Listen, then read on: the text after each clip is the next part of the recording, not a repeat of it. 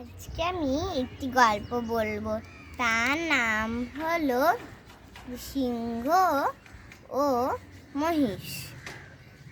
সিংহ ও মহিষ একদিন হাঁটতে হাঁটতে তাদের খুবই পিপাসা পেল। তারা জল খাওয়ার জন্য মুখোমুখি ছিল। তারা প্রতিজ্ঞা করলো যে যতক্ষণ না যে জিতবে যুদ্ধ করে সেই জল খেতে পাবে আগে। এই বলে তাদের অনেক যুদ্ধ হলো। যুদ্ধ হওয়ার সাথে সাথে তারা দেখলো যে ওপরে শকুন ও কাক ঘুরছে।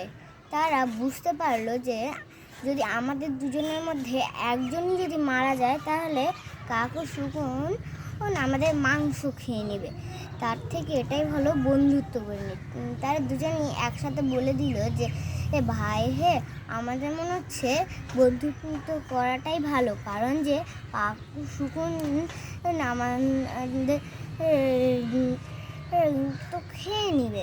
তার থেকে এটাই ভালো যে আমরা বন্ধুত্ব করে নিই।